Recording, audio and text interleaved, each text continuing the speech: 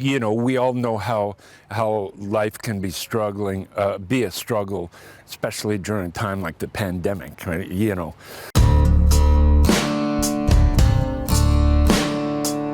I take notice when I'm down there and I'm doing the work, I'm sifting the soil and planting seeds or taking my compost from home and digging it under, right? Just to grow food and flowers and have that resource, not just for the sustenance, the food sustenance, but the spirit sustenance, that getting your hands in the dirt, I'll tell you, boy, that's one of the best things about it, right? It's a great feeling. It's very relaxing, and it reminds you of that peace, that we can all find. So it's spiritual sustenance, getting your hands in the dirt, getting results, and seeing robins coming by going, can you just move out of the way so we can eat some worms, right? Okay, you make friends with the robins.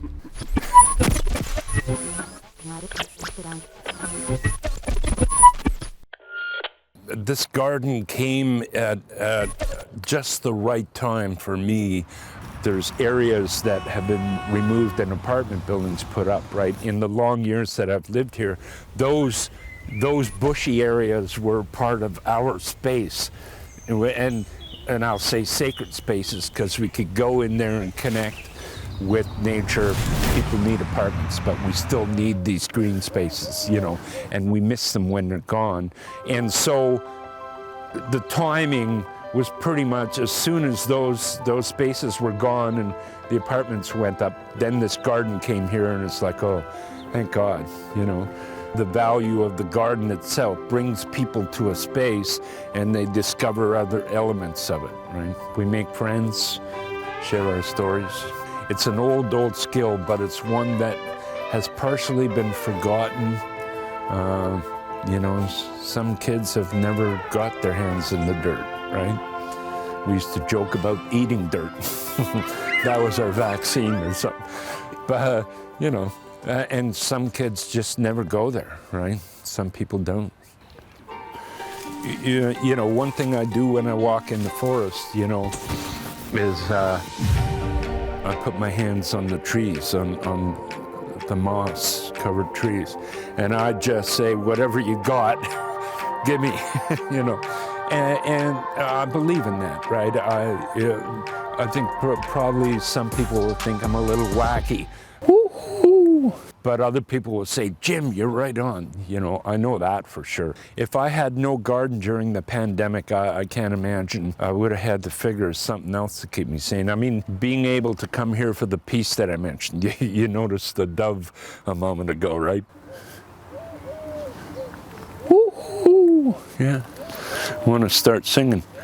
And so being connected with nature allows you to get your hands in the dirt, allows you to touch the trees. The people who grow stuff here, we feed ourselves and we grow the stuff ourselves. That's a very special gift, right? Rather than relying on looking what you can find in the grocery store and, oh, there's none of that, or that's too expensive, or whatever, right? It's a blessing to put in the work and get the results and then share it.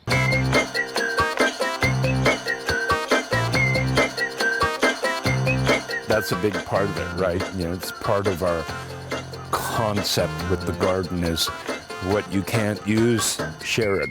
The tomatoes definitely will last me for a whole year, right? And I can donate some to the food bank. I gave some lady some basil one time, and the next time I came here, there was a little jar of pesto sauce that she had made with my basil.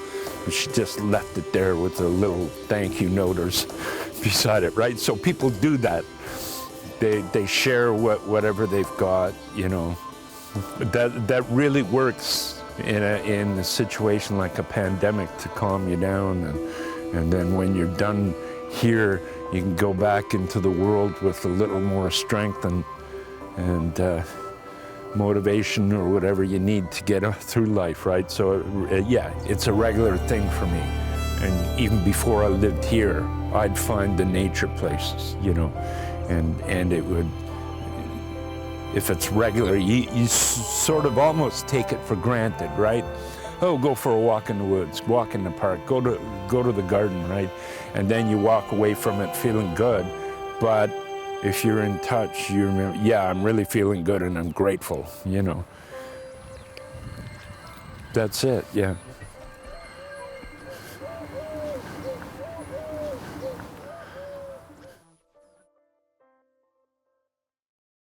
Greenways Land Trust, of course, is a pillar in Campbell River for that kind of work, right? I'm constantly amazed at the things I hear them do. The work that they do is valuable and people do see it, right? Hopefully more and more all the time.